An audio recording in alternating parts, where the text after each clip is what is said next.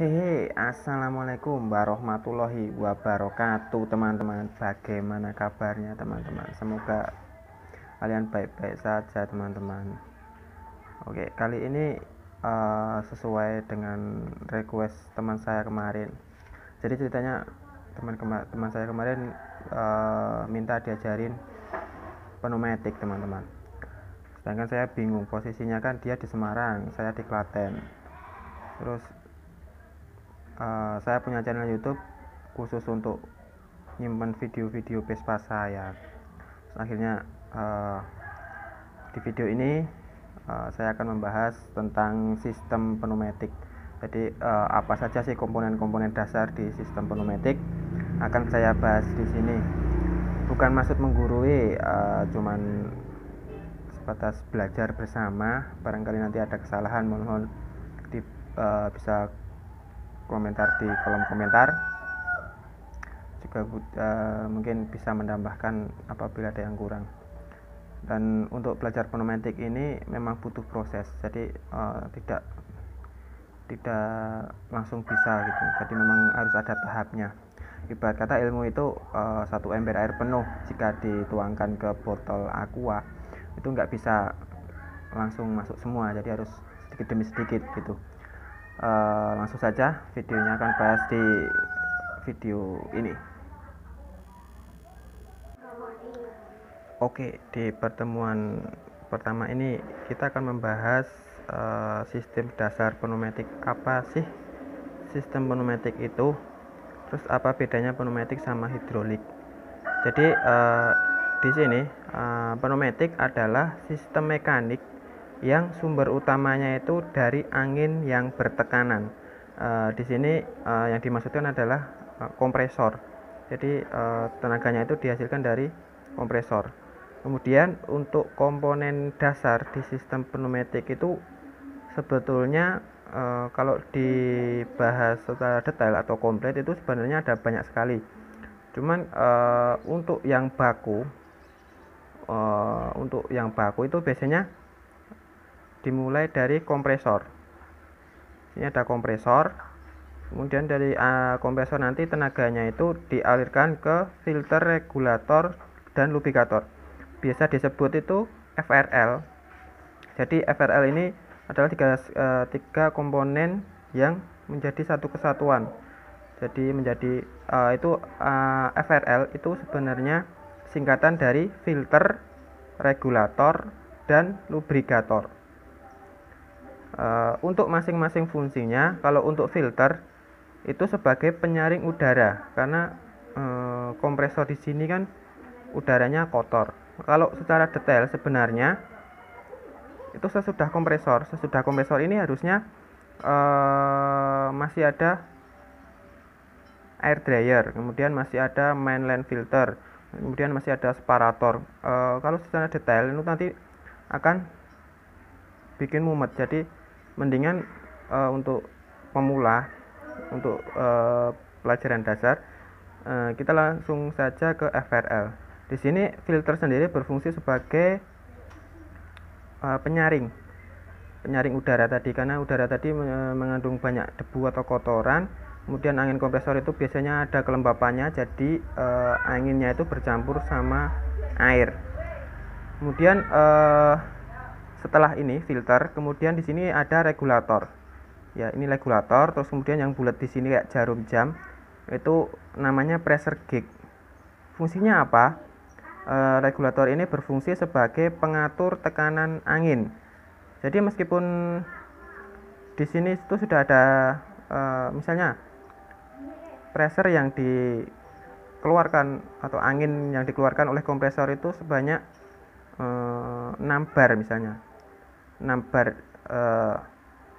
Kemudian itu pada sistem mekanik di mesin A misalnya itu hanya membutuhkan 5 bar, jadi bisa diatur lewat regulator. Jadi yang semula 6 bar masuk di sini, nanti keluarnya bisa 5 bar. Jadi nanti di sini ada jarum sebagai indikasi angin yang lewat itu sudah dikonvers ke berapa bar sesuai dengan keinginan. Kemudian habis regulator, di sini ada lubrikator. Fungsinya lubrikator ini sebagai lubrikan atau sebagai pelumas. Jadi di sini nanti tabungnya dikasih oli. Itu biasanya olinya itu tidak sembarang oli. Nah, fungsinya apa? Kenapa harus pakai lubrikan? Karena di sistem pneumatik itu solenoid valve sama silinder itu komponen dalamannya ada yang terbuat dari karet. Jadi sehingga untuk geraknya dia itu membutuhkan pelumas. Jadi di solenoid valve sama di silinder kan dia yang sering gerak. Di solenoid valve ini di dalamnya ada spool yang bisa gerak sesuai perintah dari solenoidnya atau coilnya. Jadi kan di dalamnya ada spool, dia bergerak. Karena seringnya bergerak, kalau nggak ada pelumas kan cepat aus. Sama halnya di silinder. Silinder di sini ada piston yang terdiri dari sil piston atas sama sil piston bawah.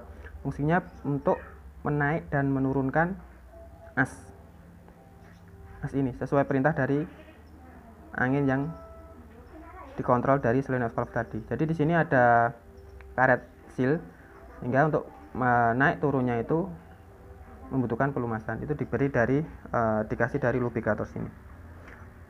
Sebenarnya untuk jenis-jenis yang biasa dipakai di pabrik itu ada yang membutuhkan komplit gini, ada sebagian cuman ngejar budget. Jadi dia cuman beli yang lebih praktis dari ini ada, nanti akan dibahas di video selanjutnya. Yang penting teman-teman sudah tahu fungsi dari filter, regulator, sama lubrikator. Filter sebagai penyaring udara, regulator sebagai pengatur tekanan udara, lubrikator sebagai pelumas. Kemudian dari FRL ini angin diteruskan ke solenoid valve. Untuk jenis-jenis solenoid valve itu ada 2/2 atau biasa disebut two-way. Kemudian ada solenoid valve 3/2 yang bisa disebut solenoid valve three-way. Kemudian ada solenoid 5/2. Ya, dalam kasus ini ya yang saya gambarkan ini adalah solenoid valve 5/2 single coil, karena di sini ada lambangnya coil. Jadi solenoid valve, solenoid sendiri itu sebagai jadi kalau saya pribadi itu nyebutnya itu gini, coro gampangnya istilahnya itu valve itu keran, solenoid itu adalah coil atau pengontrolnya atau aliran listrik yang mengontrol valve tersebut. Jadi solenoid valve adalah keran yang dikontrol oleh coil. Jadi gitu ya. Jadi ini valve yang dikontrol oleh coil. Yang 5/2 itu ada yang single coil, ada yang double coil. Nanti akan kita bahas di video-video selanjutnya. Untuk di video ini dikhususkan untuk perkenalan saja barang-barang atau komponen dasar di sistem pneumatik. Jadi gitu ya. Dari FRL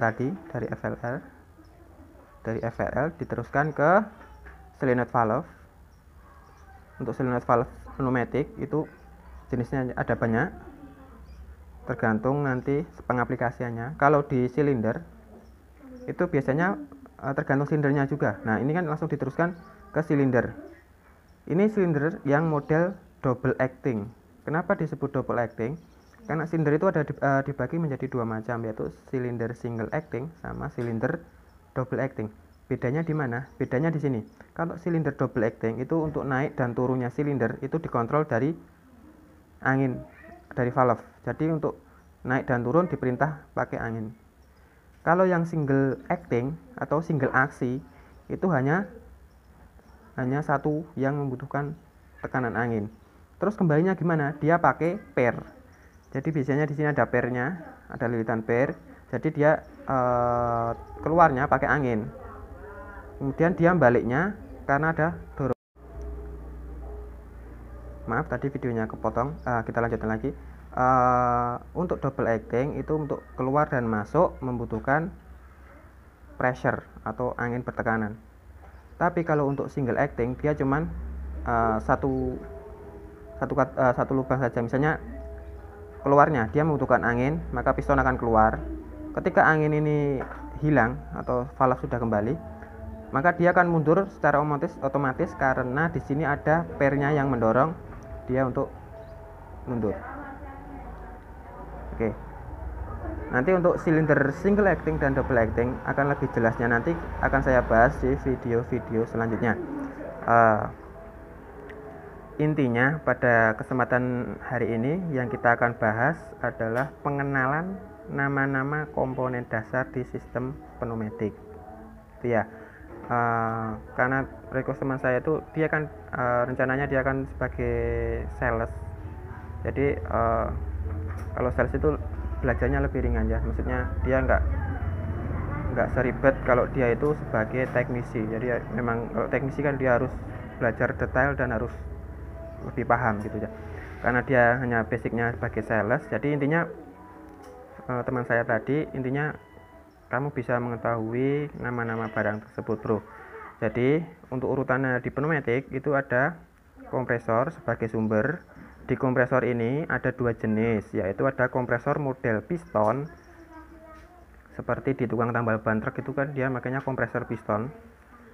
Terus ada yang kompresor model screw. Kalau model screw dia bentuknya kotak kayak mesin cuci gitu. Biasanya di pabrik besar sudah pakai itu kompresor model screw. Kemudian kalau lebih maksimal lagi setelah kompresor itu ada air dryer untuk mengeringkan, kemudian ada mainline filter, ada misparator dan lain sebagainya. Cuman biasanya kalau di pabrik-pabrik itu yang pernah saya alami dia langsung keluar masuk di FRL ini. FRL ini pun kadang nggak pakai lubrikator, dia kadang belinya yang lebih murah, jadi yang modelnya filter sama regulator langsung jadi satu garis itu. Lebih simple, lebih murah, tapi secara itu masih kurang karena dia harus memang kadang membutuhkan lubrikator juga.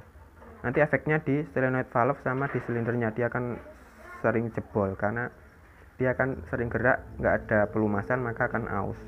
Tuh.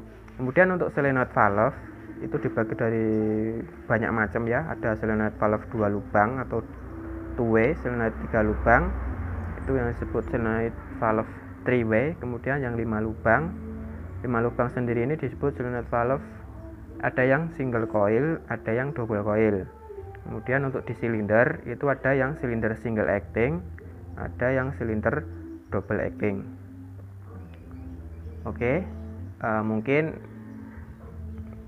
kamu gini bro. Jadi intinya kalau belajar di pneumatik itu memang butuh proses yang panjang. Jadi kamu harus sabar. Intinya kamu niat belajar sungguh-sungguh, rajin-rajin membaca atau cari di Google sudah banyak sebenarnya itu.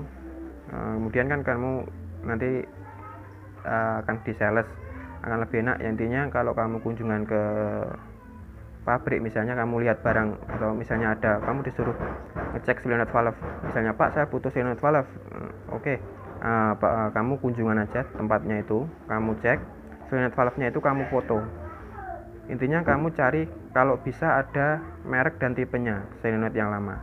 Kemudian kamu foto tipenya, kamu foto utuh gambarnya, kamu dapat gambar utuh, terkoneksi apa saja itu. Yang penting kamu mengetahui namanya tersebut, kamu foto. Intinya itu toh. Untuk mengetahui replaceannya atau penggantinya di merek apa itu nanti biasanya kan ada teknisi. Cuman kalau di tempatmu belum ada teknisi, kamu bisa mencari tahunya pelan-pelan. Jadi nggak langsung memberi jawaban di tempat pabrik kan. Kamu nanti bisa beralasan sebentar, nanti akan saya koordinasikan orang kantor misalnya kan gitu bro. Jadi nanti akan saya kasih penawarannya atau gimana, nanti segera dibikinkan penawaran. Tapi untuk tipenya masih menunggu gitu. Tapi kalau kamu sudah yakin bisa, misalnya solenoid yang dipasang di pabriknya itu solenoid 5/2 single coil 220 drat 1/4 misalnya gitu ya, kamu langsung replace saja ke merek yang kamu jual bro gitu ya. Intinya tetap semangat, tetap jaga kesehatan gitu ya bro ya. Nanti untuk video-video selanjutnya akan saya bikinkan untuk kamu bro. Oke, nanti kalau kamu arah Solo Jogja bisa mampir ke Klaten bro. Soalnya saya kalau ke Semarang belum ada waktu main ke Semarang bro gitu. Oke. Kemudian kalau ada teman-teman yang melihat video ini kemudian ada yang mau melengkapi atau mau membenarkan, bisa tulis di kolom komentar ya. Kalau mungkin bisa, kalau video ini bermanfaat, saya ikut senang. Mungkin bisa kasih like atau komentar yang mendukung, bisa subscribe, karena subscribe itu gratis ya bro, tidak merugikan kamu, oke, tidak mempengaruhi YouTube kamu. Jadi kalau memang video ini bermanfaat dan kamu berminat untuk mempelajari lebih lagi ya, kamu bisa subscribe, terus klik tombol loncengnya biar nanti ketika ada video terbaru dari saya ada notifikasinya, jadi biar kamu nggak ketinggalan gitu ya bro ya. Kamu untuk request misalnya, saya ada mungkin kalau teman-teman ada yang request bro bikin video di Silent Valve atau di barang apa, mungkin bisa juga tulis di kolom komentar. Cuman untuk saat ini akan saya urutkan dulu karena ini saya bikin video ini untuk teman saya. Oke, sekian, terima kasih. Wassalamualaikum warahmatullahi wabarakatuh.